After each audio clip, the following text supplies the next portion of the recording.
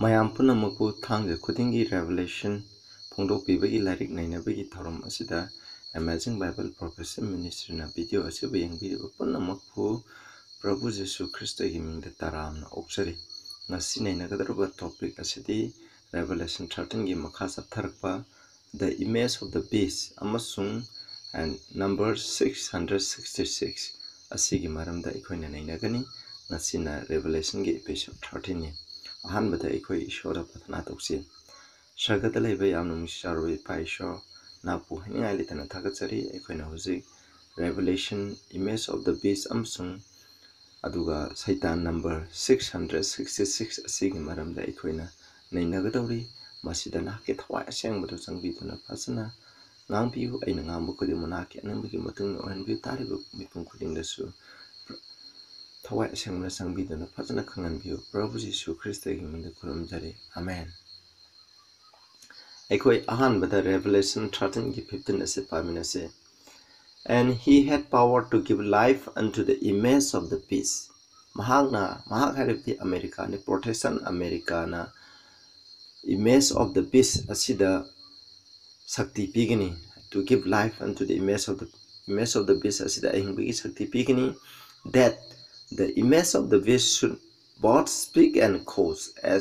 that as many as will not worship the image of the beast should be killed.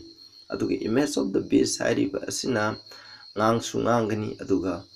image of the beast asibu khurumdaba makhaibu haningai yathang pigini hani. Masida sukimatik achoba image of the beast haibase masida America na sakti pigini. Masina makoina haiba niti niyom hari image of the beast asibu khurumdaba makhaibu haningai gi sakti adu pigini hai. Aduna image of the beast haibase ekoina karino haibase ekoina yengminasi. Isnaw sang image of the beast haibase kamaina semgani, masi karino haibase ekoina khangi hai tardi ekoina masi Protestant Americana haibdi masi ani pamba sa Protestant Americana image of the beast ase sembani Americana na sembani. Aduna masi karino haiba matamda masi sa haibni, sa adugi mutri amani masi sa haibdi kanano Roman Catholic Church, the papacy system koi aranba takpi tambiba adugma organization asibu ikoina beast haina khanai. Masi aduna masi sa adugi mutri haina khanaribani. Aduna masi sa asina tawriba thabak aduga masi samanani kamaina hairiba beast asigi sakti ase kamaina semkhige haibase khangba taragati image of the beast ase sembasisu aikoina khangani. Aduna aikoina Americana United States na image of the beast ase masi semningai gidamak makoigi America da lairiba religious sakti na makoigi civil government ki authority lairiba khudima ase makoina control tawgani. Aduga makoina religious sakti na haiba khudima state government na masi sinaraga magi missing aduda nampuda sananingai gidam honarakani. Asmaina honaba matamda sadugi muti ado semlabani. Aduna sadugi muti ase semba aikoina khangi hairabadi aikoina ngasai dragon na haidi saitana singlaina pagan Rome na Roman Catholic Church sakti pikibdo maduga chamanai haibadi 538 ki matamda Rome gi ningthauren Justin na makoigi religious ki sakti civil ki sakti khudima ato makoina Roman Catholic Church ta piki. Roman Catholic Church ta piba matamda Roman Catholic ki religious ki power na makoigi state ki power khudima asibu control tawduna adugumba salaiki. Adumai tawduna masiki 538 na 798 ki matam dag SS ki matam asida makoina Europe ta sakti salaiduna laiki. Sasna hai khudima makoigi state ki haidi Europe ta lairiba laibak makoigi laibak sing asina makoigi asai Roman Catholic piba yathang mahana takpi tambibagi mayokta laiba mipum khudima hatkadamni harsu makoina hatba makoina haiba indaba makhaibu haidi church na Roman Catholic Church na haiba indaba makhaibu makoina hatba tukpa dandi pibagi thabak tawba aduguma myam adu tawki. Hairiba asiga samanaba sakti ado asiga samanaba mongda America da lakani. सुमाइना लाभ मतम सेंगनी हाबदी America दा लेरिबा religious शक्ति हादि Protestant सिंग Roman Catholic लेरिबा खुदिंगमक असिना कोई religious की शक्ति असे असिदा religious की शक्ति इति द स्टेट गवर्नमेंट मागी अंगंब शक्ति खुदिम असे सिनारबा मतमदा मकोई की रिलीजियस की शक्ति ना कंट्रोल तौरगा अमेरिका दा पालकनी हाइबा मतम असिदा मखोइना हाइबे इंदबा मी मखैबु हाटकनी मखोइना हाइबे इंदबा हाइबसे करी ओरकनी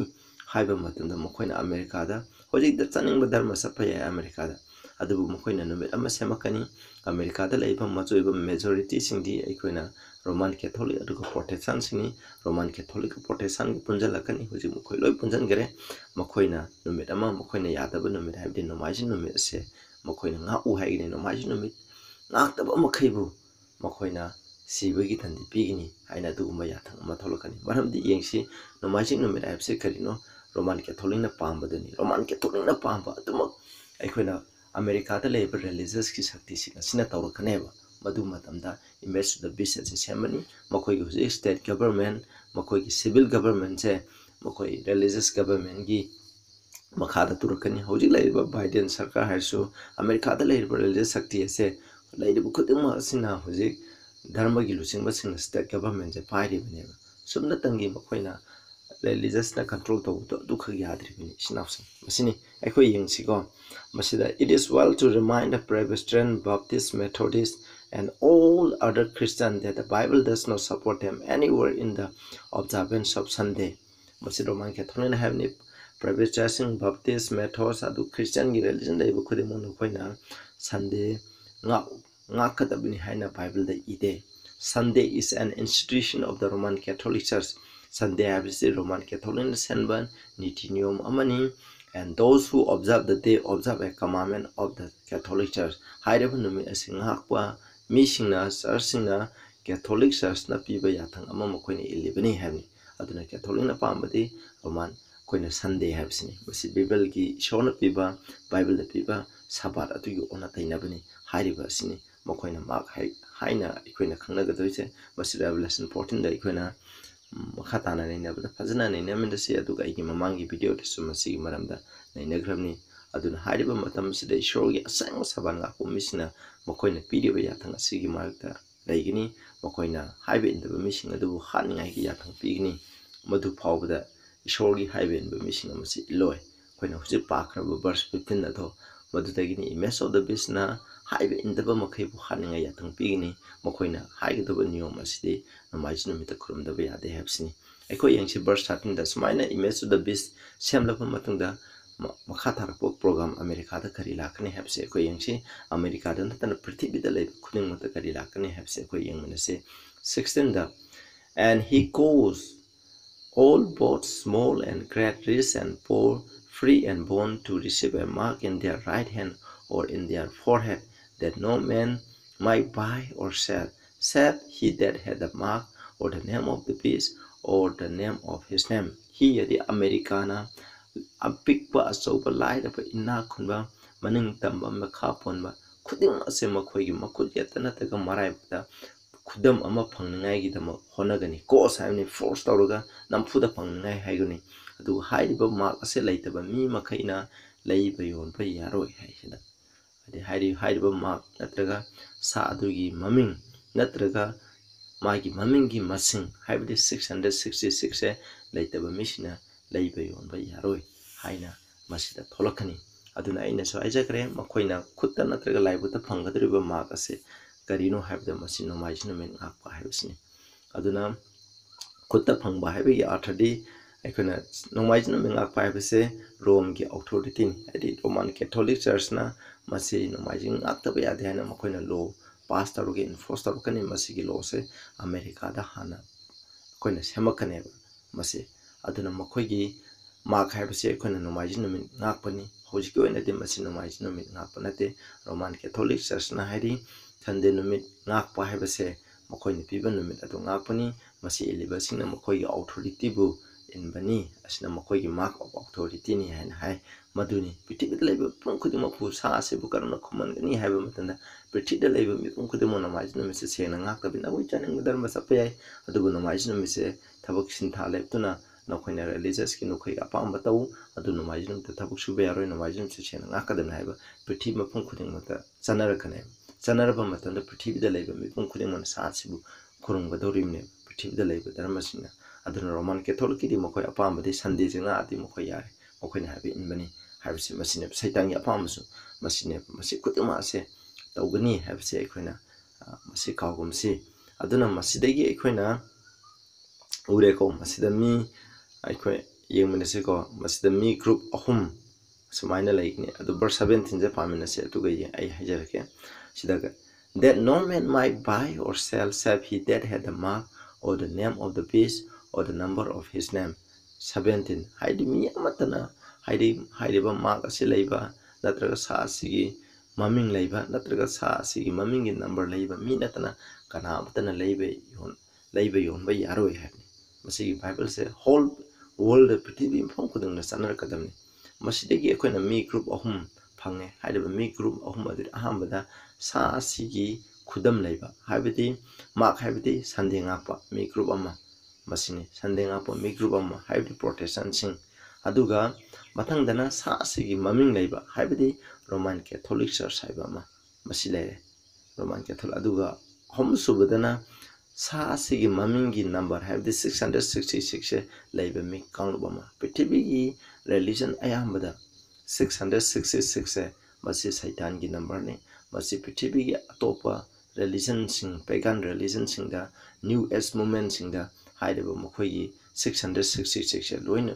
leiba phangeba aduna haideba group ahum ase masini akoina adu haideba group ahum se pulaga ishor ki asengba saban nga ko mising adugi mayokta masi leira kani habise masideki akoina uba phangi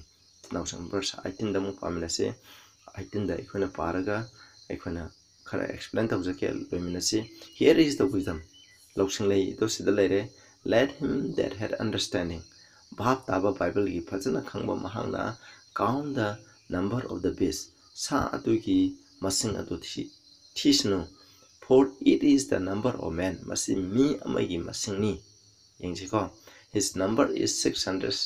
603 score and 6 habidi 666 ni masida masigi mark akoina kanaguma misna 666 akoi kutana tra laibu tanangane hai masina te snausang masigi laibu nate 666 kari piri no habdi masiki power bis power se identify tobu matamda masi karamba shakti no habdo maction identify tongai gidam shon piba clue amane aduna sa asigi masing ado thisno habni masi mi amagi masingni habni aduna di sa asida mi ama yauri masiki lusingba ma yauri haiba lusingba mako atugi masingni habni masina haibse aikoina yengsi kho aikoina 666 asigi maramda aikoina yengsi kana misina masi mark of the beast ni aduni haina mix up toy masi 666 the mark of the beast nate now say aikoina kawgadani mark of the beast is sunday keeping ni 666 habisi haiba shakti ase roman catholic shakti ase masi ni haibdo magi lusingbai ki makokta magi mamingi masing thiba matamda 666 tai habdo khanglaga haiba sa sibu fasna identify tongai gidama sa sibu mayek chena khangan ngai gidama clue ama shona mayek chengba piba clue ama ne mase 666 na mark of the beast nate habse akoina kawgumse aduga latin gi loan da ko haida thaina mamangi da leba roman singna makoin sinab che latin loan eba makoi akoina hoji khangani haida latin loan ni aduga roman catholic church ki document hai the letter inscribed in the post meter are these vicarious filii dei which is latin or vicar of the son of god catholic hold that the church, which is a visible society, must have a visible head. The Pope, as a head of the church, was given the title the Vicar of the Christ. Our Sunday visit, the Catholic Willie Bureau of Information, Huntington, in flight in 1915, the Makoina P. Adana, Pope ki Makoigi official title Makoigi, Luhupta. Makoigi koyeta habliba makoigi title asidi vicarious filii dei habni ado akoina hare hariba 660 haidi makoigi lusingba amagi masing mamingi masingni hai number of the beast hariba dugi masingni masi lusingba amagi mamingni haina ikoina hujikta pagre. It is the number of men mi amagi masingni masi count the number of the beast sar dugi masing tiu masi mi amagi masingni hamne mi habdi mi amagi maming lay title lay hariba dugi masingni habse masi da mai changna phange ikoina Bucharest Philly habse ikoina Roman numeral da magi value khara lay ko hariba magi Bucharest Philly da yi Roman numeral adugi ikoina add tawba matamda yingse b ga u ga samane aduna Bucharest b habs na 5 ni I habs na 1 ga mane c ikoina skunda tamba Roman numeral da c habs sama ga mane e habs ni magi value laite r habs value laite I habs 1 ga mane u have the b ga samane aduna magi value se 5 ni Roman numeral da s ki value laite aduna haiba Bucharest habs gi tindanba matamda magi Roman numeral की value जे तिंदमा मतलब 112 तारे Philly have से इकोने तिंजे Philly F की 0 नी I की 1 नी L की 50 नी I की 1 ले रहे अदुगा I की 1 ले रहे पुन्ना Philly have से द मागी Roman numeral की value से 53 तारे सिदामु D have से सिग्ना D have से इकोने Roman numeral 500 कमाने E की न 0 नी अदुगा I की न 1 नी अदुना 501 तारे 112 plus 53 plus 501 oragadi 666 tare aduna masina takpadi 666 magi mamingi masing laiba number haragadi akhana Roman Catholic ki number si tare mkhoi lusingba poki mit Bucharest Philly de asiru tare aduna haiba sakti se bis haiba sakti se masit pomni haidi population ni have se akhona mayek seng tanangai ki damak silare aduna taba topa klukra amasu akhoni yengmina sikoi sinawsing atop clue aikoina 666 aduga makoina hai masida suko Roman singna masi aikoina yengba matana adu makoigi Latin numeric ta chu makoina aikoina yengba matamda aikoina masilare x 666 calculating nam aikoina amu yengna siko masila Philly da yi silare 666 aduga masi atopa religion sing da ko masi 666 ki definition je yamna lai aduga ikoina mu John Wycliffe haiben pasna koina morning star of Protestant reformation have je khane makoi matung in ba missing ge lord la haina khane makoi na so minus 666 pop ki title da makoi na apply thawi hana haine adu makoi ki pop ki title da Dux Clery DUXCLERI have se masin Walter Brood haiba nupa Wells Layman have seen Oxford ki graduate pangkraba ishori asumba gida mang meted oikraba mahana ko smaina Dux Clery da ase pop te apply thawi hai makoina pop na sign thoba khuding da haiba Dux Clery have se makoina ui hai masi meaning the head of the clergy have ne aduga Dux Clery have se 666 hai d na 500 kamana u na 5 kamana x na 10 kamana c na 100 kamana l na 50 kamana e na 0 r na 0 I na 1 gamane punja lagadi masi 666 tai masi punna aikoina masi masu mek chang snopsang amu yangsi ko Hebrew da chu magi Hebrew gi wai da Roman power se masi romit haina khane ROMIT haisan aduna mokoi Hebrew da chu mokoi wai khuding gi mokoi gi value le jeba mokoi numeral haitare numerals le je masi yangsi R have se Hebrew roll da di 200 kamane 0 na 6 kamane m na 40 kamane I na 10 ga mane I na 10 ga mane T height na 400 ka mane pulagadi 666 ni ko mogi pop ki title gi maming se Hebrew da na Roman haina khaneba yengche mo koina Latin da chu Hebrew da chu ai koina Greek da chu koina yengche ba Greek ki title da chu mo koina mokoi gi Roman sinjal Latin no sign khane masi Latin no sai bidi mo koina God of the year haidi koina sahi ki ishor sun god haina mo koina khangne ba smai to da mo koina pop ki title ase chu mo koina numite gi thangdar ko mo khoi chama nei lai muti la ko mo khoi kare chu khana de adana mo khoi gi da su Latinos have se mo khoi gi title ni masi gi chu mo khoi gi number lai ma gi value lai madu ekhone yeng chi ko L have se na mo khoi na khoi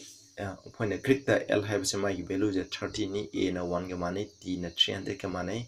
I na 5 ka mane E na 10 ga mane N na 50 ga mane 0 na 70 ga mane S na 200 ka mane ba punja lagadi 666 time aduna taba ichnaus 666 taba atopa mi shi kya lei ko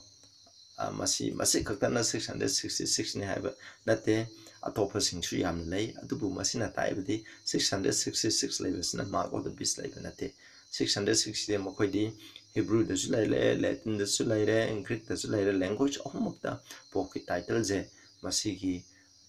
add tauba matan moi value tauba matan 666 pieba masi aikona simultaneous na se masi ishona khangnaga pigrami hairib sa asibu masak takpa matanda masi oini ngai gidamakta ni haibase aikona kawgumsi aduna aikona 666 se sa adugi kudam nate 660 ajiri sa asi kanano masak tang ngai gidama ishona piba langla langjel amane kulu amane Snau sing masina kawgumsi sa adugi kudam di sandeng akpa haibase aikona oigni tuna huji bible pi khraba huji hai khraba America na prithibida leiriba mipung khudema se sa asibu khurmangani sa asigi motibu khurmangani haibase masi aikona kawgumsi sa asibu khurmba haibdi America na roma koina sande ngakpa niyo mase America da hana sanarkani adugi matunda prithiba pang khudengda sanarkaneba Sunday ngak paibse Roman Catholic Church bu khurmani Roman Catholic Church bu khurm paibse Satan bu khurmaneba hoji nampu de sanadri aduna sanara kanda masi mark of the beast oigedramni hoji makki oina de Sunday ngak paibse oidri sinawsing masi ekoina kawgumsi hairiba Revelation 13 da pikraba khudingma ase koine mangjin thana thungdunge ikdamun laibni masida saasi kudam image of the beast amba matamda miracle angapo pangthok paibse tawgani Satan angakpo kyangnam pangthokni hariba angakpasing asina makoina sumi habdu khangningai gidame laibakta phangba haibadi makoina misingna masi mokoi miracle sing asina maram oidana Sunday se sumi haina kana misingi maraibakta makoina chatlungna laigine hariba mising aduna saasi kudam laibakta habdi phangjaba hamne khutta haibasina phangbagi athadi masigi athadi laiba yongba yaro akoina masi lale haidi khangba adubu akoina mina ot lai ningai gidama hat ningai gidama akoina laiba hingai gidama laiba ya ningai gidama mapan thongna toksinaraga sumaina yabase masina khutta phangba kawai masi khut aibsina hengi simbone habsne masigi maranda so akoina mathangi Revelation 14 da akoina phasana nainamina se masigi di sidalo silase tabiri mayam kudinga ishona bopi goishno kawpumse 666 Satan koina sa adugi khudam sa mark of the beast nate habse masi aikoina kawrugumsi prathana tawse sagata lebi payam tagasre aikoina hojin naina khraba image of the beast karino 666 ase karino haibasi maramda naina kare aikoina naina khudimo bata aba uhen ben prabhu ni kurum jari amen